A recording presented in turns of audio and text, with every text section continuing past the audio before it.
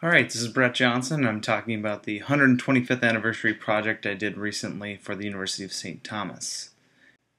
The University Relations Department, which is our marketing department, came to us and was looking for a slide representation with some interest level for people to kind of navigate the 125 years of history that St. Thomas has created. So this is kind of what we came up with, and our team consisted of the project manager, a developer, and myself, the designer/developer. So when we first come to the site, we see an instruction screen, and this is set so once you have viewed it once, you won't ever see it again until you clear your cache out. We do this primarily because a lot of our clients are a little older and might be new to the internet, so we want to make sure they can handle it.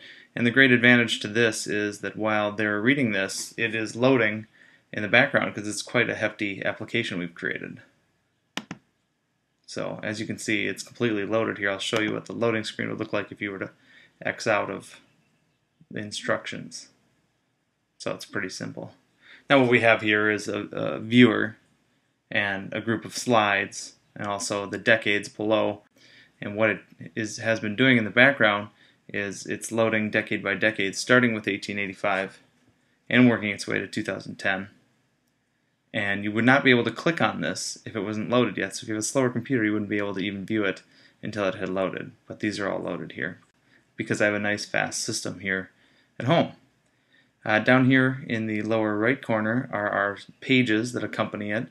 Some places for some more information and some things that maybe people aren't nearly as interested in that the timeline will possess.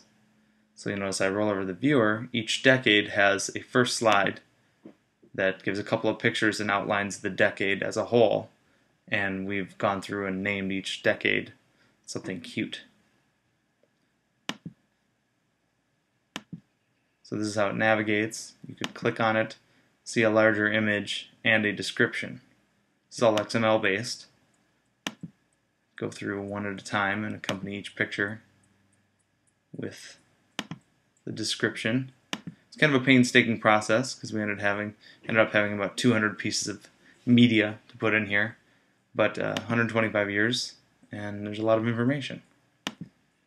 Our video department actually went and added videos too. As you can see, overall the coordination for this whole project was quite the task because of all the information, because everybody had an opinion on how things should be stated and said and represented.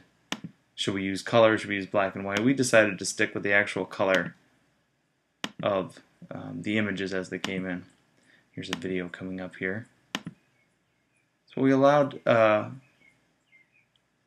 we allowed users to do is each video has a short form version, and some of them have a long form version because some of them got to about a half an hour long, and we didn't want to make people watch a half an hour video if they just wanted to watch a shorty. This is really neat. It's fun to work on this campus and see some of these buildings haven't changed a bit in 125 years. Of course, the students have changed a ton. We don't have a military installation there anymore either, but you get the idea. If we were to watch the full version, we could just click full version, and the full version would play. It's the chapel, which is still there, just was renovated. Crazy music. Anyway, so if you wanted to skip ahead to a decade, we've worked it out. We initially had a blur, but it was slowing down people's computers so much that we decided, because it was moving so fast, maybe we looked blurry enough in people's eyes. The 80s, there's some nostalgia. Great pictures. A lot of these people actually work at St. Thomas now. And over to 2010. And we even allowed it in the XML to continue into the future, as we kind of saw this being a constantly growing thing, and maybe we celebrate it every 5 to 10 years. These are the new buildings we're putting up on campus. This one is actually almost completed.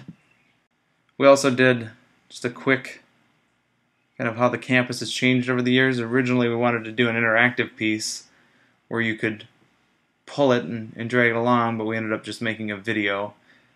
Figured it did the same purpose, and we were pretty much just going to show these pictures anyway because they were the only flyover pictures we had. You can really see how the university is growing up here. I gave it an orientation marker so you could kind of tell which directions things were. This is getting really close to what campus looks like now. And that's also pretty close. And there we are, somewhat current. These two buildings are no longer there, but they're being replaced. So that's kind of neat stuff.